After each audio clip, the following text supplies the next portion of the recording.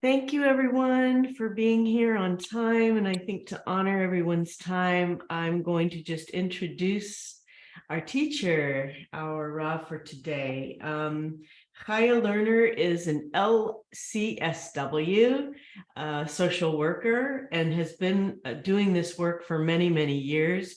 She's the daughter of Holocaust survivors and is still exploring her story and her history. And I know she's going to Germany this fall to make some connections with her family history, which is incredible. And maybe she'll tell us a little bit about that. She served the Surfside disaster families when the buildings fell in Miami, and she was on the ground there to not only bring solace to them, but then to document that experience and then teach others what she learned about care in the disaster zone, which is incredible, a whole nother program. She's a therapist specializing in individual couples and family therapy and maintains a private practice in Miami. She's also a recent graduate of the AOP, and she is a musmach with Aleph Alliance for Jewish Renewal as a rabbinic pastor. And that's exciting. She has 30 years of experience working with couples and families, specializing in death education, Torah, Kabbalah, grief, loss, trauma, and spiritual issues. So I am just delighted for the first of our ongoing education programs to introduce Reb Chaya Lerner as our teacher today. Take it away, Reb Chaya. Thank you, Reb Lisa. So I'm also the co-chair of the Rabbinic Pastor Association. Yeah, with Lisa, forgot to mention and that. It's an honor to start off this program. So because this is the first of many, I hope we're going to do a Shechianu. Baruch atah Yah, Eloheinu melech haolam, Shechianu v'higiyanu lazman hazeh. So let's start off with a joke. This was just recently, it was told as to Mark Leibowitz, Rabbi Mark Leibowitz. So a woman goes to her daughter's room and says, "You've got to get up and go to shul, go to synagogue." Her daughter says, "No, I don't want to." Mother says, "Why not?" She said, "Because I don't like them and they don't like me." And says, "But you have to. You're the rabbi and you're 40 years old." It's an old joke, but one that I think is appropriate in this situation. So as I share the screen, I also want to say that one of the very first teachings of my father of blessed memory was to always think in terms of that in a Jewish setting. Let me get rid of this. Share. Let me get rid of that. In a Jewish setting, when you have two or more Jews, you have three or more opinions. This was brought to me, this was like brought to life to me when many years ago, when I started my career as a Holocaust case manager, I was in a meeting with Holocaust survivors. And there was actually an argument about who was worthy, the people in the camps, the hidden children, or the people who got out early. And above all else, they only agreed on one thing, that the Russians didn't deserve anything, which is quite sad because the Soviet Union suffered the most during the Holocaust. So it just goes to show you that conflict is very much a part of the Jewish experience. We all know that at the very beginning, after convincing the Israelites to leave Egypt, that they started complaining and there was major conflict. And soon we'll be talking about Korach and the leadership there. And so conflict has been with us from the very beginning. We may even say that it's Adam and Eve, Hava and Adam had conflict. So nobody is immune. So the first thing that I want to talk about is anger. So congregations, synagogues, and when I mention synagogues, I also mention organizations of any kind. So congregants want to know that their synagogue or their organization is in the right hands. So they're given us as leaders the trust and knowing that we have the experience to do the right thing. They're also conscious and mindful of how the synagogue or the organization is presented in the larger community. So thinking about even pre-COVID, many synagogues were streamed on YouTube and Facebook. And then COVID hit, and then now we're on to Zoom. And how does that present? How do we present as an organization when it starts to spill out, the conflict starts to spill out onto the newspapers, which unfortunately, being that I was in my former synagogue, it did when we had a conflict with the rabbi. So that spilled out onto the Miami Herald. I live in Miami, Florida. And this is a really controversial issue. There's a disagreement about whether politics should be spoken on the Bema. Everyone knows about the rabbi in Texas that had been taken hostage. He and his congregants were taken hostage, but he's not there anymore. And the reason is because he touched that third rail in Israel, in the Jewish community. He started talking about the Palestinians.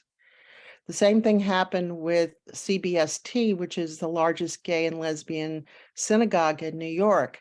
The Rabbi Kleinbaum, had started talking about pro-Palestinian issues, compassion to the Palestinians. And again, her position got very tenuous. I think she's still there, but I'm not sure. We had a rabbi here in Miami who started talking. He actually talked to me about wanting to bring in Muslims and to have a community, a connection to Muslims. Unfortunately, that also set off political divisions in the community. Another rabbi wanted to bring in Debbie Wasserman Schultz, who is also the head of the DNC in Florida. Well, the guy that objected was also the guy, Stanley Tate, who was involved in the Gore-Bush political fiasco in Supreme Court. So when you start in a community to talk about Israeli and Palestinian politics, you know that's going to be a firestorm. What about our anger and how we feel? We have committed ourselves into bringing the best of Jewish renewal. We know and honor Reb Zalman of blessed memory. We honor his teachings. We honor all of our teachers' teachings. And so we want to bring that into our communities. We want to engage in deep ecumenism. We want to have a relationship with Muslims, with Catholics, with Christians, with Buddhists, believing what Reb Zalman said, that each one of us is an integral part of the whole.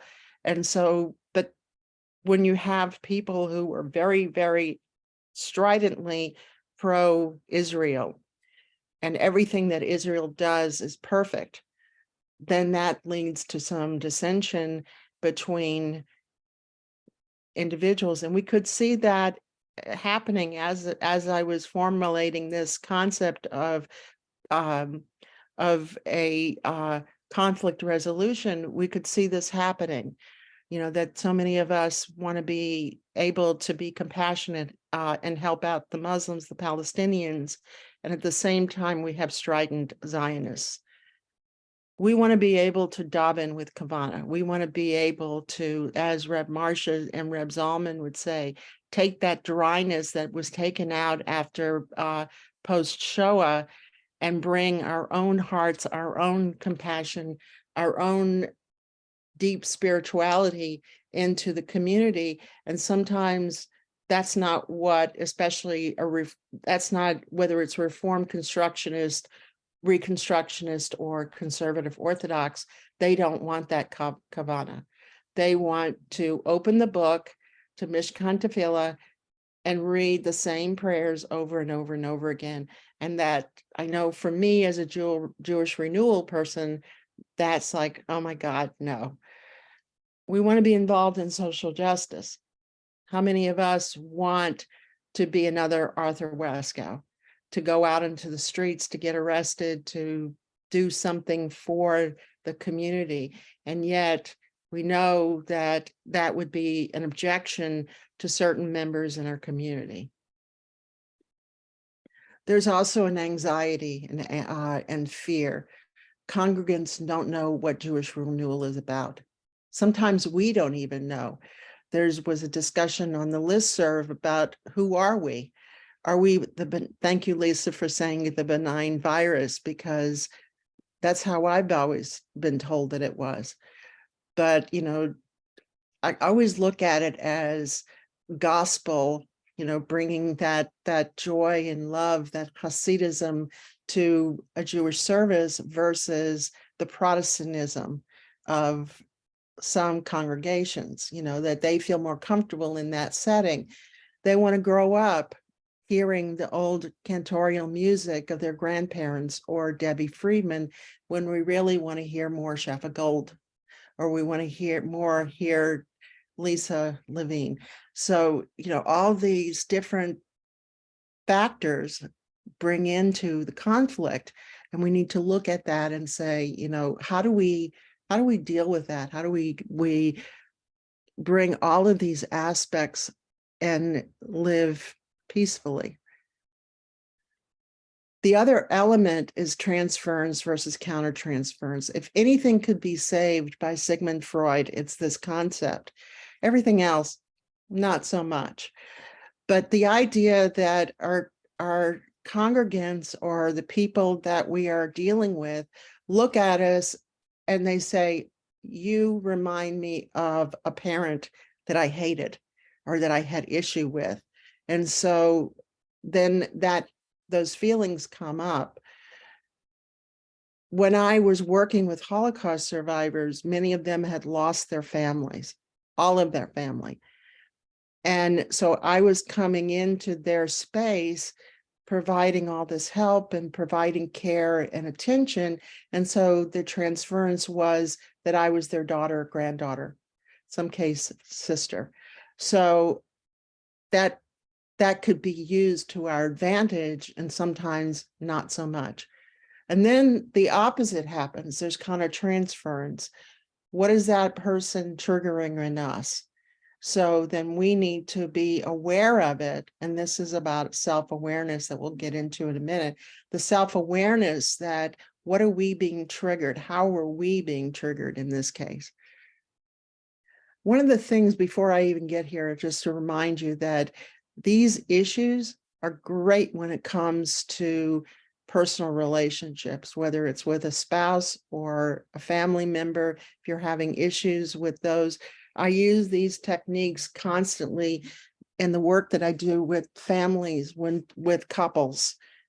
So it's always good to use these skills. Something really, really important that I can't gloss over in any conflict, especially in this day and age and this paradigm shift, as Reb Zalman would say, is money. In order to be able to do what we want to do, we need the resources. And sometimes we can pull out our wallets and be able to pay for it ourselves, but sometimes we need other people's money and their resources. The money allows us to do what we want to do, whether we have a physical structure. I remember the shul at Bell Harbor did a commercial, a fundraising commercial, and the rabbi sat behind his desk and talked about toilet paper, that somebody needed to pay for the toilet paper. Somebody needs to pay for the security guards, unfortunately. Somebody needs to pay for the upkeep of the building. Somebody needs to pay for the rabbi and the chazan and anybody else, the custodial workers. But even if you have a Zumagog, as Rabbi Mark Novak calls it, you still need the money. You need to be able to pay for the technology, to update the technology. You need to pay for some music because we have to honor the people who write the music and perform it. We need to also be able to advertise, to let people know that we exist. So there's this fine line, this balance. So then there's the power and influence. If you've got a building, you have to worry about zoning. You have to worry about all the things, now that with Roe versus Wade and how that's influencing, affecting the Jewish community, where abortion is not really an issue with Jews. Then do we sue? Are we part of? There's a group of rabbis here in South Florida that are suing the Supreme Court, that's suing the state of Florida because of that. So influence is really important, so we need that. But at the same time, there's boundaries, and I'll talk a little bit more about boundaries later, but boundaries are really important.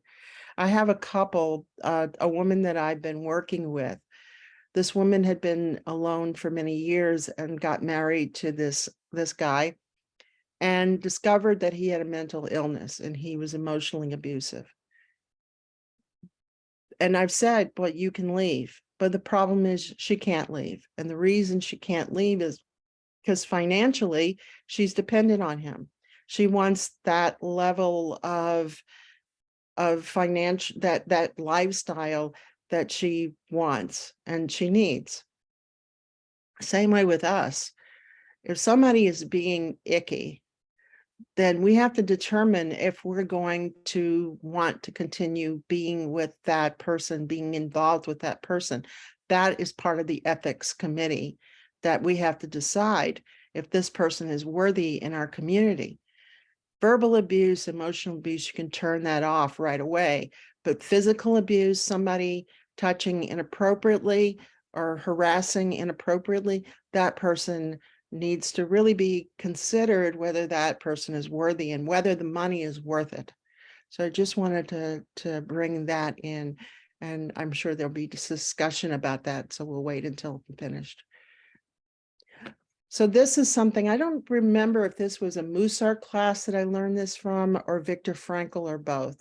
Dr. Viktor Frankl was a psychiatrist in Germany who was at Auschwitz.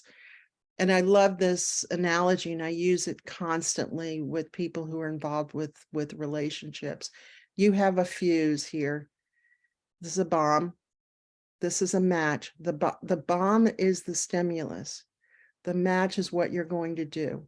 So the closer you get to the bomb, to the fuse, the more you're going to have a reaction, an explosion. The further and further away from the match gets to the fuse, that's your greatest freedom. So that's a decision that you make, how you're going to respond versus react. So if you have that space, the further away from the fuse you are, the match might just go out, extinguish, and then you won't have to deal with the reaction, which brings a lot of messiness. Imagine a bomb going off and how messy that can be. So this is your greatest freedom, is the the response you make, what you do after the stimulus. So this is a Buddhist concept, the need to be right versus the need to be happy. And sometimes our ego gets in the way and we say, okay, you're wrong, I'm right. But we can't convince the other person that we're right. Maybe we can, but the odds are probably not. So, but the reality is that you are right. Based on your world and your world vision and the filter that you have as you were growing up and your perspective of things, you are right. The other person is right too, because based on their world and their worldview and how they grew up and all the things going on in their life, they're right. But then the question is, now what? What do you do with that when you know both sides are entrenched in their rightness? So then you have to determine, how happy do you want to be? How peaceful do you want to be? So rain, and this is not rain Zohar. This is rain based on a practice, meditation practice by Tara Brach, a Buddhist practitioner. So RAIN is an acronym and it says recognize. So what are you recognizing? You're recognizing the feelings that you're having because of this person. This person is bringing out stuff. And you start to feel it in your chest or your throat, your neck, your shoulders, your stomach, whatever it is, your back, whatever it is, you're recognizing that something is being triggered.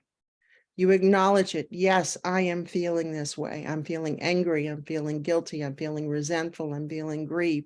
Whatever it is you're feeling, investigate it, because the odds are the person who is getting you upset is not really the person who caused that this is being triggered by. It's triggering, but it's a memory that happened many, many, many, many, many years ago, depending on how many years of life experience you've had.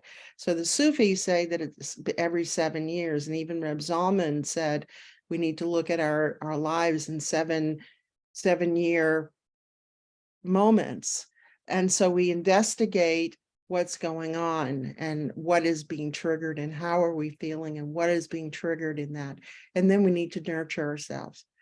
We need to just say, okay, how do I do some self-care here?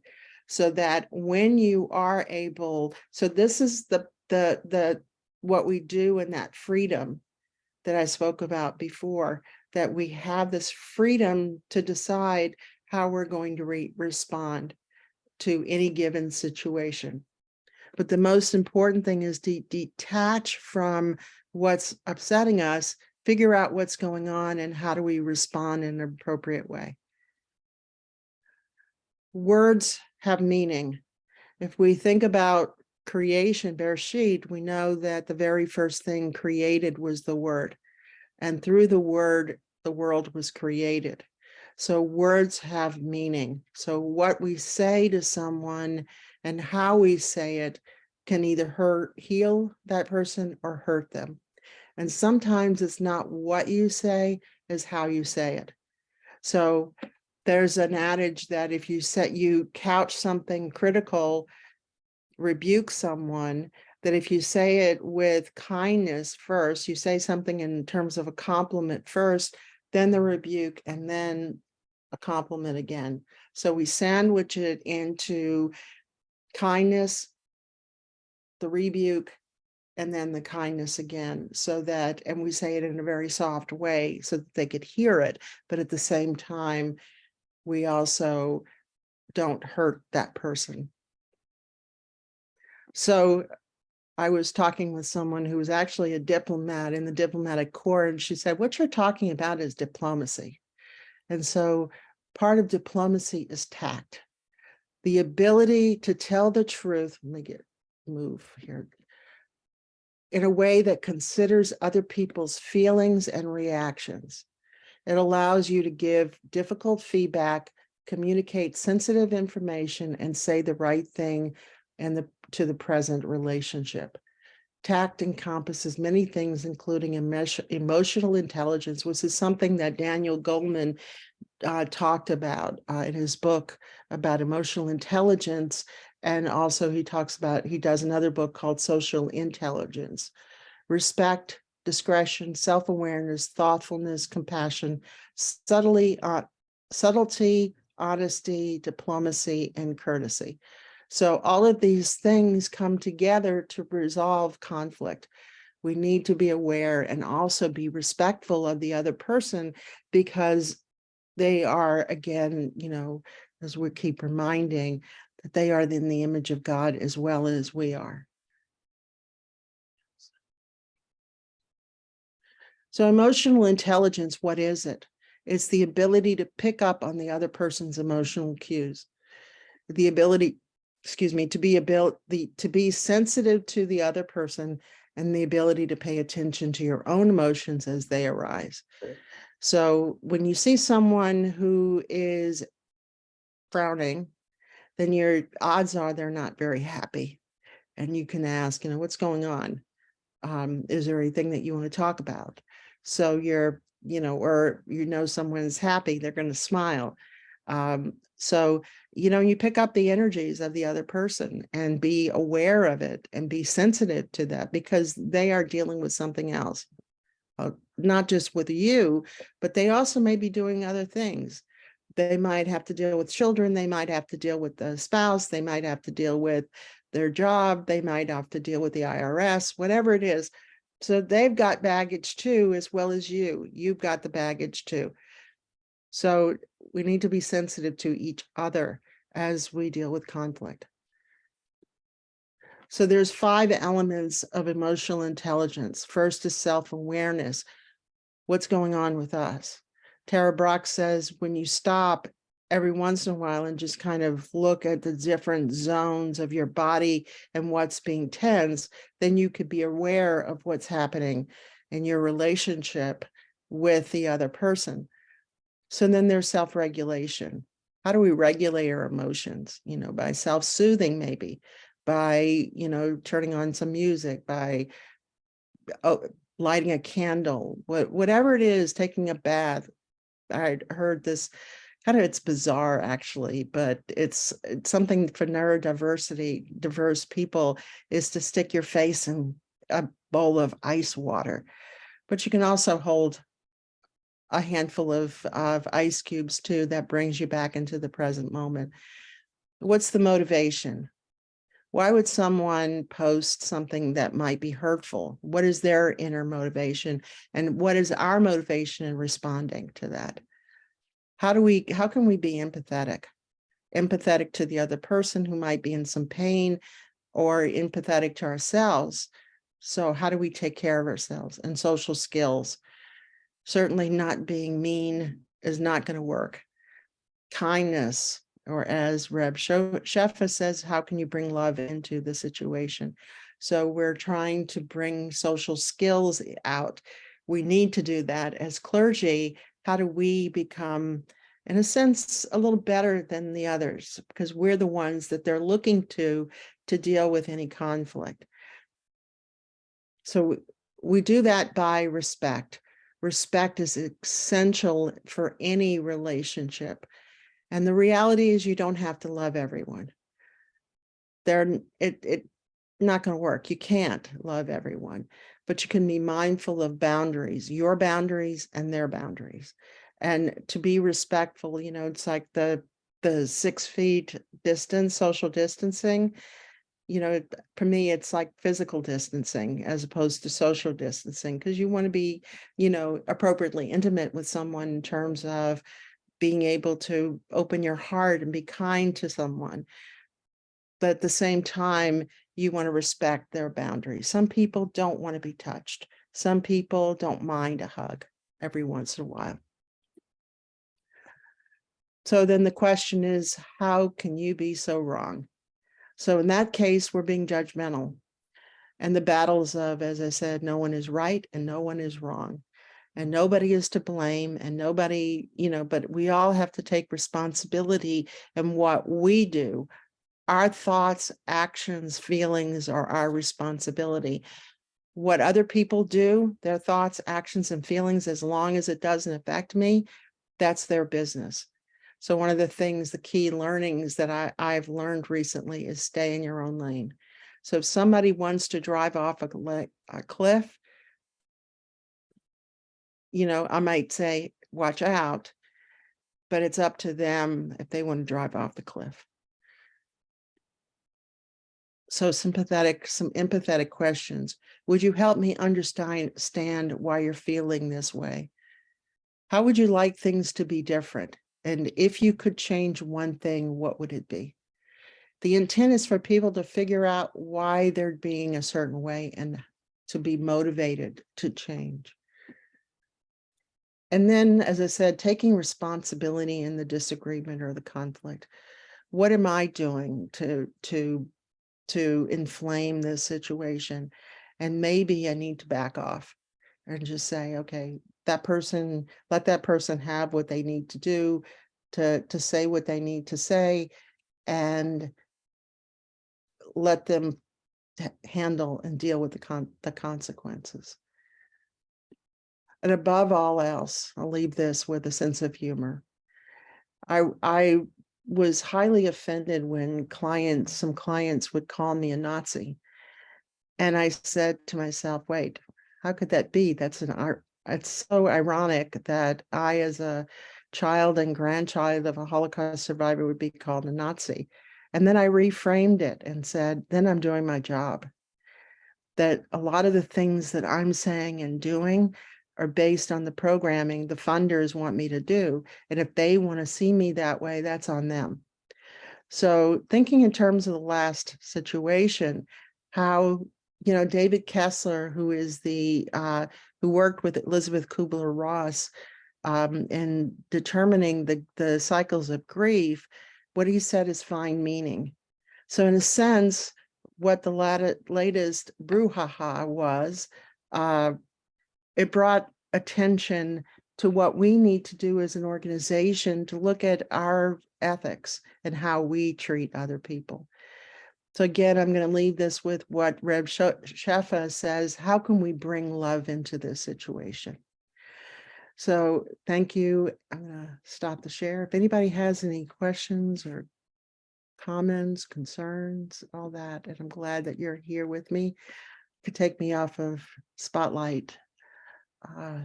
But I'm interested in any comments or any questions you might have.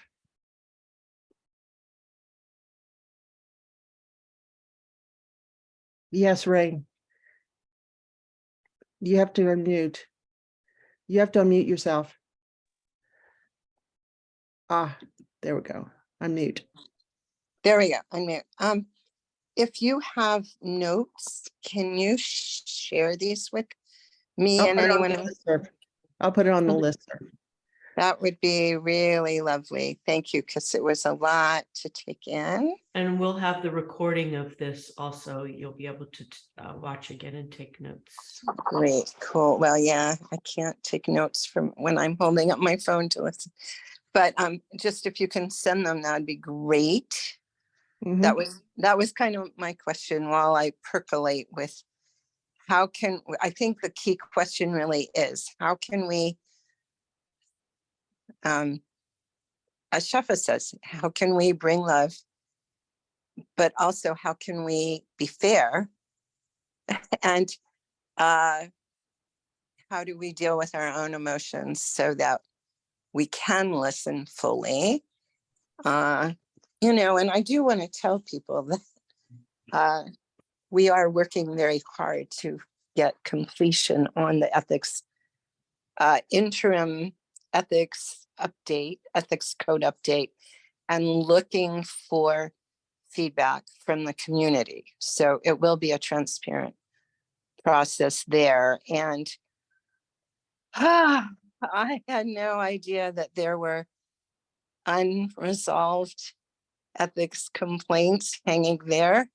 So I just want to apologize to anyone that's impacted, or just generally you may have heard. There were a lot of unresolved, unfinished things, Hala, and I think part of it's from our growth. And slowly I'm trying to check those off and get those all tied up, but it takes some time. And we are all volunteers. So Rahmanis is very appreciated. And patience. Thank you, Rain. Carl. Yeah, so I think it's important as we have this conversation, and I'm not dealing with any particular instance, that we look at what are the sources of conflict. So first how do we deal with conflict? But we need to look at what the sources of conflict are. And then aside from what we've already discussed, power imbalances and ineffective communication, what there is often lack of transparency, lack of communication, ineffective dispute resolution is a good way to cause conflict, competition. I have a whole list here from when I used to work a lot with this, and patterns that don't allow the time for resolution when you have those things. So we have to have an acknowledgement that there are lots of sources for conflict. And that doesn't mean conflict is bad. It just means there are lots of sources. And when we look at the different sources, that allows us to look at the different means for conflict resolution. And I remember when I did my first mediation training, the trainer went around the room and put these signs up that said, "We don't avoid conflict, we resolve conflict." And I remember saying to him, "Wait a minute, I came here because I want to avoid conflict. I'm tired of conflict. Don't tell me we don't avoid it." And he came from conflict is good. Conflict causes us to think. Conflict causes us to not just go along as if everything's okay. So he said, conflict's good. What we have to learn is how to resolve it, not how to avoid it. And, so that's a big deal. We have to see what the sources are and then learn not to avoid it. And that is one method of conflict resolution, is just to always avoid it. It just eventually it'll bite you in the tush. So Right, it comes out. Yeah, you can't avoid it forever. Mhm. So thank you for And listening. it's growth. You have to have it, you have to rub up against each other for the growth part. Shefa, did you want to say something? Well, it was a lot along the lines of what Carl was talking about. I studied with someone named Dr. David Schnarch, who was a friend of Reb Zalman's and was a family therapist and a sex therapist. And I had never met anybody who was like excited about conflict as much as him. And it wasn't, and it made me aware of how conflict averse I am and how much trouble we get into, because not only just tolerating conflict, but actually opening to it as a crucible, as something that's going to bring us to a new level. And so I've been working in myself with like where the fear is of conflict, and how I might just get a better attitude towards it, because I also run the other direction. And so, but to be able to see it as love, as love, really, like at its source, at its root, there's love, and to be able to find the love in it, it's like, but it's a love that has gone kind of screwy, and so that love needs refinement. And so yeah, I guess I wanted to be I think what you said, Carl, was really important, as just even before we even go to the conflict, of how do we come to it without fear, really. Mm-hmm. Yeah, we're always looking for security and safety. Judith. So I'm a family therapist. I do therapy as you do with individuals and couples. And I'm very aware that our style of dealing with conflict probably will relate to what was or wasn't safe in our own family of origin.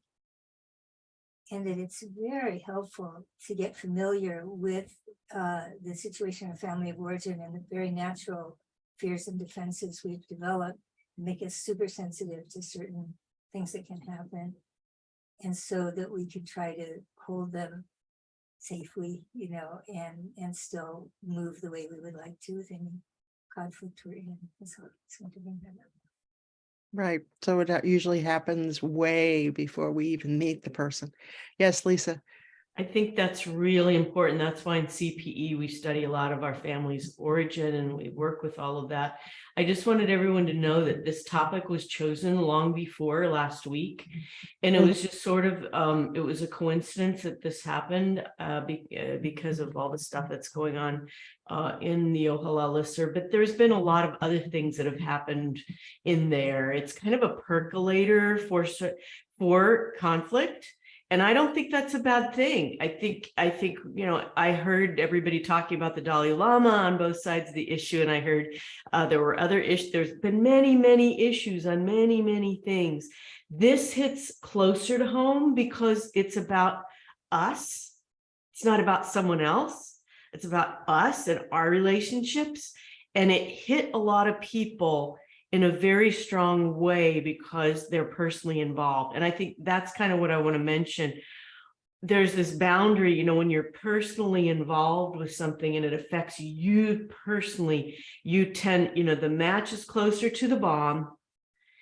And you have to, yes, we do have to separate ourselves in some way. And I have no control over any of that.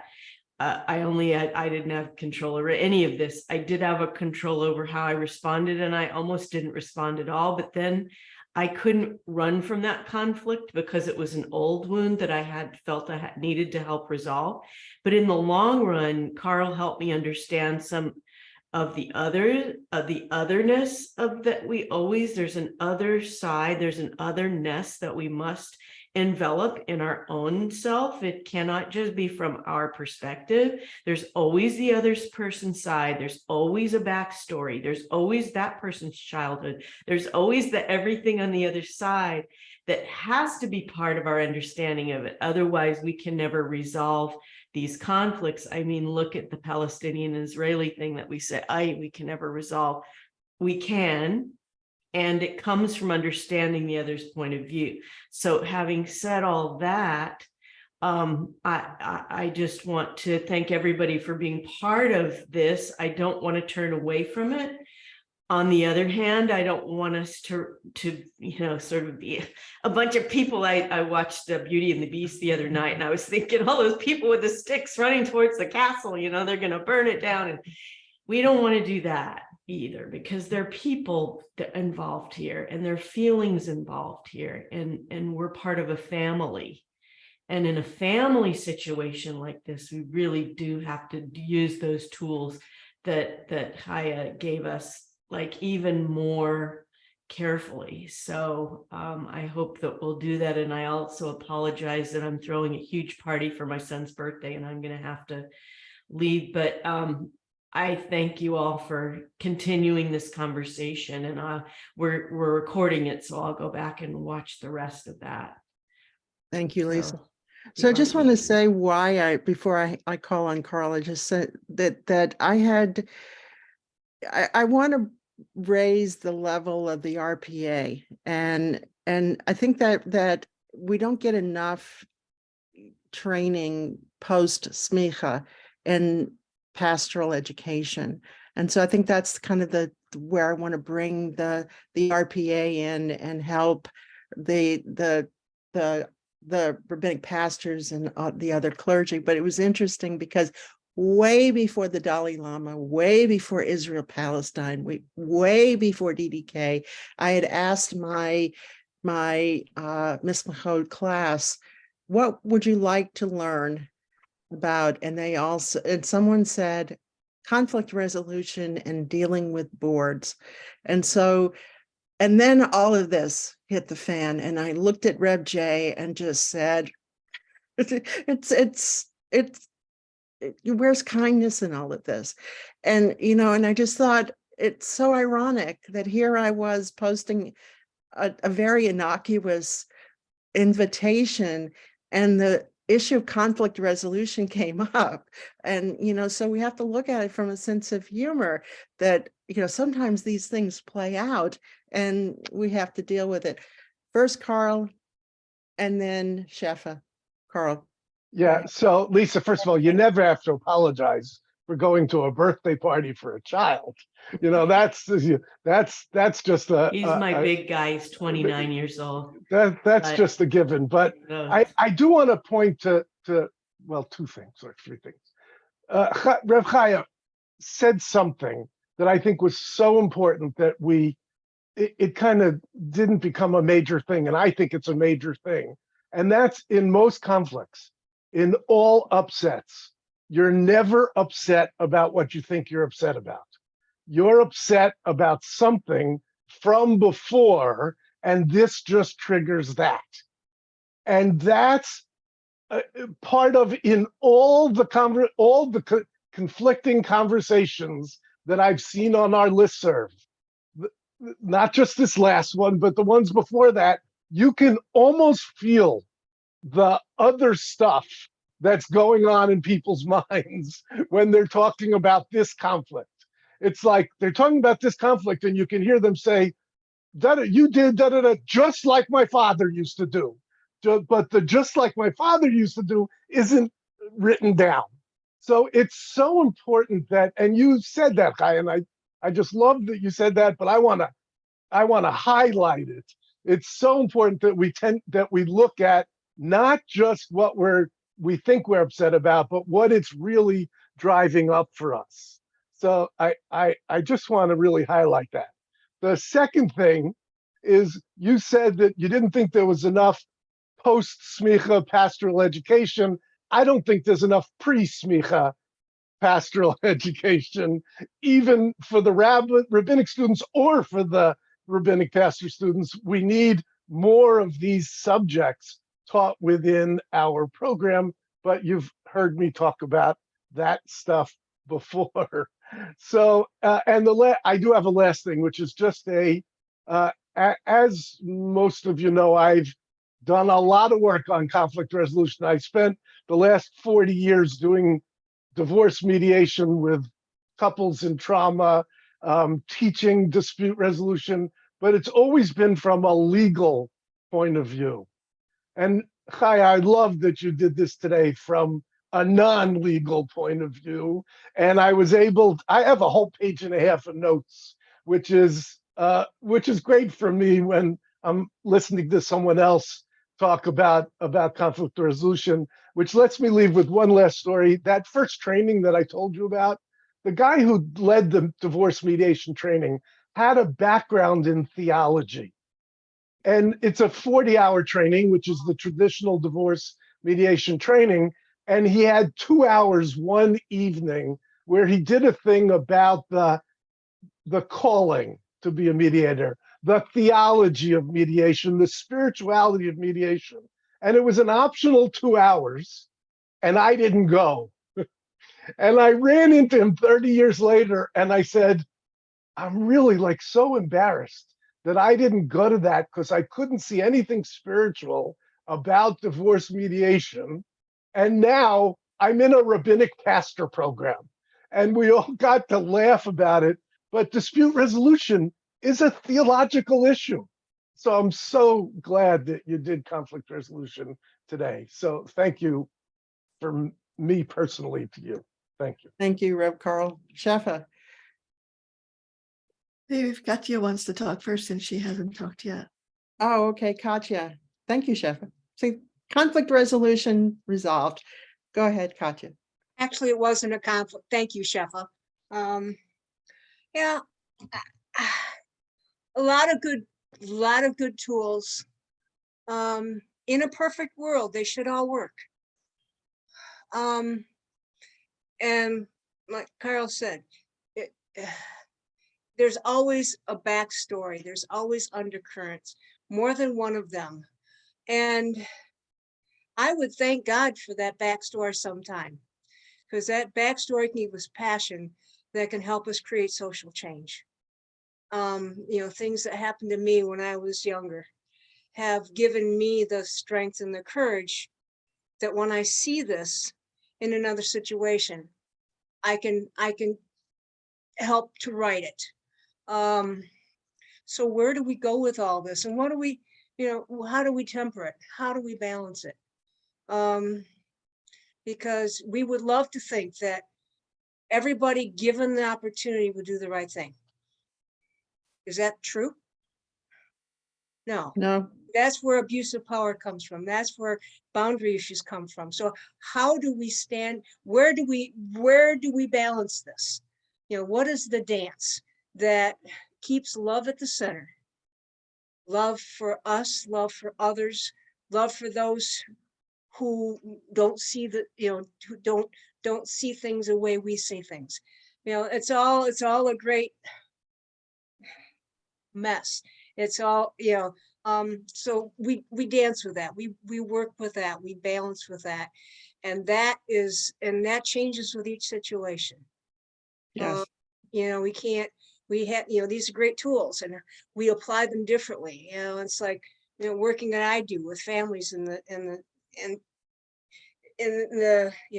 traumas that I deal with. Every dynamic is different. So how do we balance that? How do we identify it and give each situation the honor that it deserves and all is involved? So thank you so much for presenting what you did. You really, a lot of great tools. Everything you were saying going, yeah.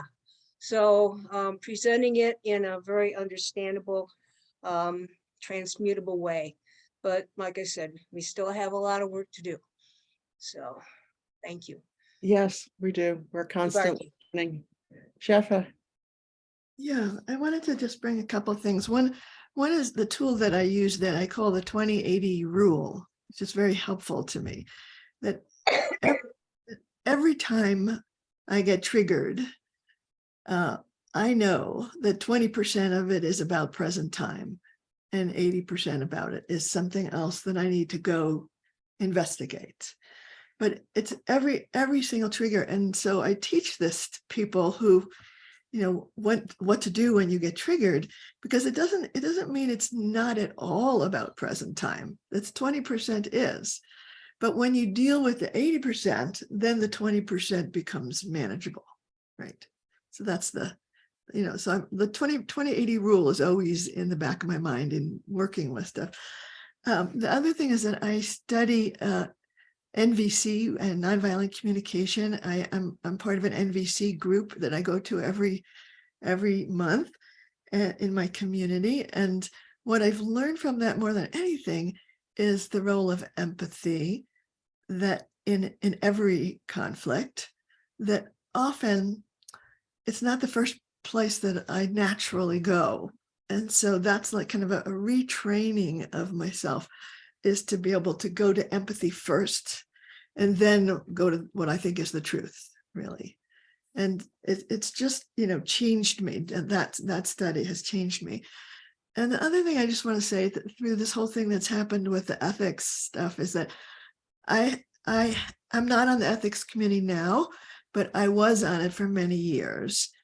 And I was on it because I wanted to learn really what goes wrong. And I found out how much more complicated it is. And I also found that the ethics committee has very strict confidentiality and protocols. It's very, it is like, it's so structured in that way. And that feels like it, conflicts with our, the need for transparency that people are talking about. And that what I learned being on the ethics committee is that like transparency was not the first value.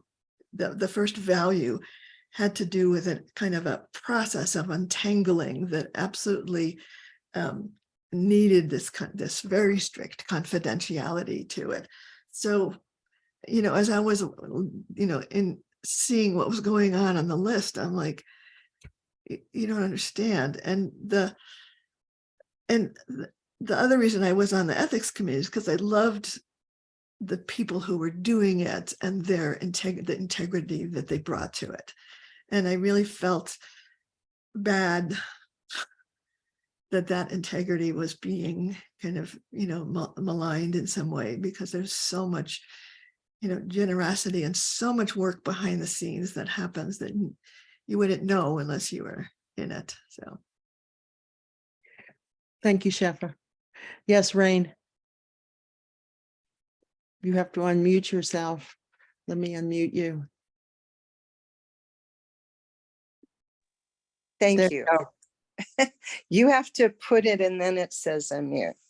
Okay. So, yes, so I'm just learning all of this. And frankly, I think the confidentiality structures of our past ethics code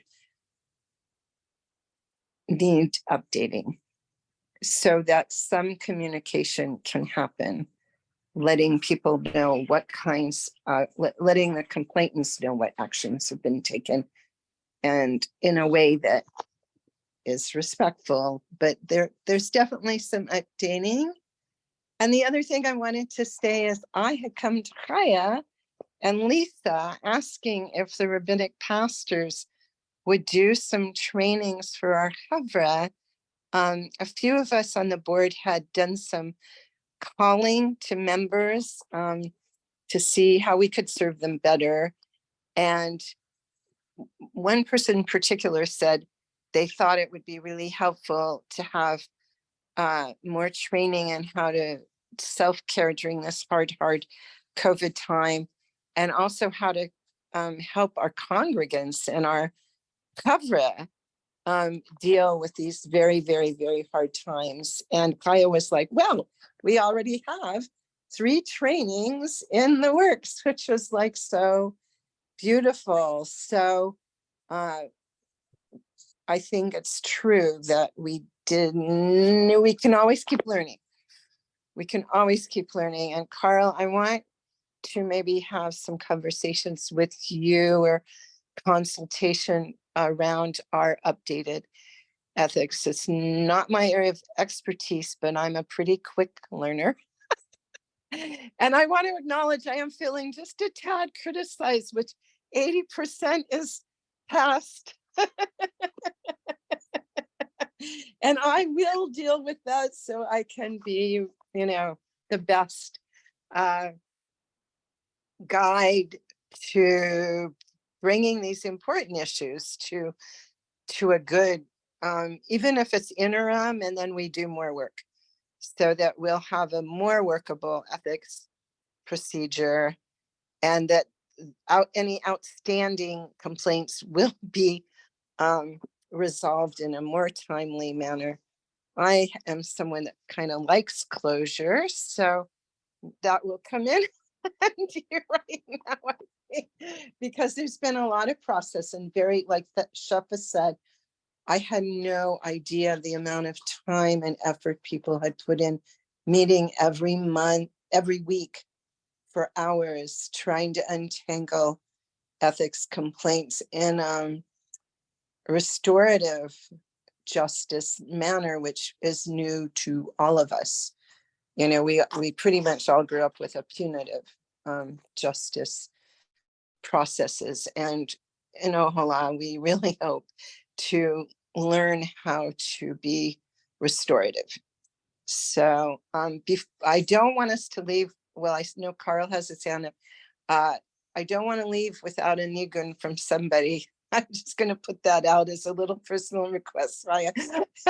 You can call him someone if it's So not your thing. Before I call Matya and Carl, I just want to say that and we're going to skip July because of Kala, and hope everybody will be there. And on August 30th, D. Herman, Rabbinic Pastor D. Herman, will be doing a training on self-care that she's actually doing for Smicha Week, and has agreed to do that for us. So Matya, and somebody needs to do a nigun, because I don't do nigun. So Matya, go ahead. So there's so much wisdom in this group. Thank you so much. And Carl and Rain, I would like to be part of that conversation. I am currently on the ethics committee and have been involved with the last few years. I had to recuse myself from this particular issue for various reasons, but I've been hearing from a lot of different sides being on the ethics committee. There's a lot to hold, a lot to hold. One of the things that would help me, perhaps a training on how do we protect ourselves energetically? What do we do to get the flow going again? How do we support both sides, really? In nonviolent communication, which I'm not as trained as Shefa, but I've had some training. What I keep going back to is what is the need that's being expressed underneath the question? And there is definitely need in this particular situation on both sides. And because of the transparency, because of the way this the process has been with restorative justice, it's unclear. There needs to be some clarification in the process, I think. Perhaps even a training on restorative justice so people understand the difference in mediation, Carl, the difference between that and between a punitive situation. So I so appreciate everything that people have been saying today. There's still work to do. Include me as a support on the support team. I want to learn more. And we have work to do, but we can get through it. We can do it. And there's such good intentions behind all of this. Thank you. So I think that, you know, as I think about trainings that that nonviolent communication is someone that I'll be looking for training, and also restorative justice. Carl, go ahead. Yeah, by the way, I think Kat is a real resource for that. I know she does nonviolent communication trainings, and she's done some great work in that regard. I just want to point out, when we're dealing with ethics, and in fact, when we're dealing with all personnel matters, the idea of there being confidentiality and secrecy, for lack of a better term, it's really important. People won't get involved. They won't file complaints. They won't respond to complaints unless they know they're safe and protected. That's different from the body politics need for some knowledge, need for understanding that things have been resolved, that things have been taken care of. That's the transparency. It is people knowing that things were handled.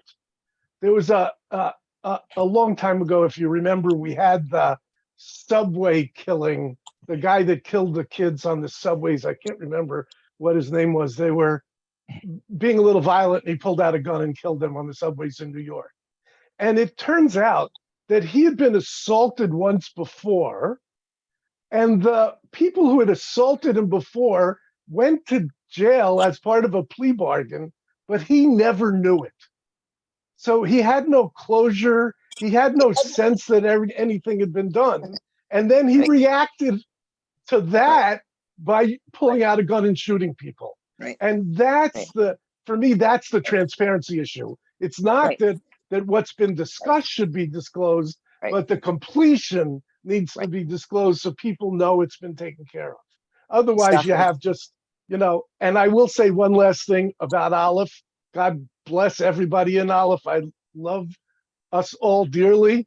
The amount of gossiping we do, the amount of conversations we have under the line is not tolerable for an organization that's committed to what we're committed to. And when you gossip, it just gets further and further down the line. So, okay, I really need people to be able to distinguish between Aleph and Ohala. I'm going to yes, and I'm going to say at this point, both of them suffer from that. And it's a human condition. It's not like I'm saying where we should be superhuman, but we should just check ourselves when we start to say things I heard, and I'm really bad at this because I hear a lot. People like to talk to me, and then it affects what I say next. I heard, I heard is not a really good start to a conversation. Is So it sorry. true or is it kind? Yes. Last word, and somebody offer to do a Nagoon, please. I just want to clarify when I said that I heard things about certain things that it was not gossip, and it was not within that at all. And I agree with you, Carl. There are boundaries that need to be. Yeah. kept. Much. I wasn't talking about you at all there. I was talking about some of the things I've heard from people in response to the emails. I got calls saying, well, this is why that was there, and it was complete gossip. So sorry. Boundaries, yes. Boundaries are important. Patience. It's a virtue, I understand. Anybody want to call up a Nagoon as we end? So if Sheffer doesn't want to or prefers that someone else does it, I'd love to share a little piece. Please, I was going to, but Thank you, Jay. Do you, not to. Maybe we could have two. yeah, we definitely. That would be enjoyable. Shalom, shalom, shalom, shalom. Let there be peace.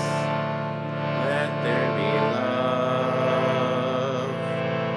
Let there be calm. Let there be patience. We need courage. We need wisdom. We need empathy. We need safety. We need openness. We need friendship. We need grace. We need justice. Shalom. Shalom. Shalom.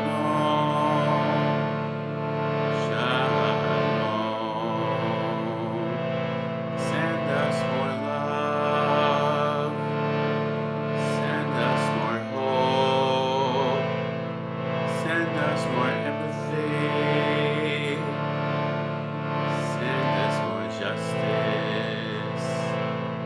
We need to not run from the conflict. We need to be open to change. Shlemut, Shlemut, Shlemut, Shlemut. We need wholeness. We need wholeness. We need wholeness. We need you. We need you. We need you. We need each other. We need each other. Shalom. Shalom.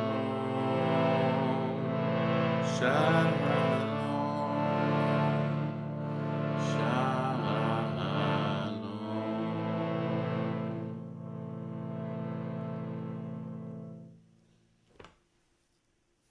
Thank you, Jay. Thank you. Shefra, do you want to do something? No, I think we're good. Good. Well, thank you for joining me. We'll see you at Kala, God willing, and August 30th. Thank you. So, you know, Everybody have it's like Shavua Tov. the Shabbat service that I'm leading at Kala is all about how we take the Pinchas energy, which is so raw, and refine it and cultivate it and kind of transform it into love. So I think this is part of what the work is. Looking forward to that. Work in progress. Thank you all. Thank you. Thank you so Thank you, much. This is Shavuot everybody. Thank well, you. everyone.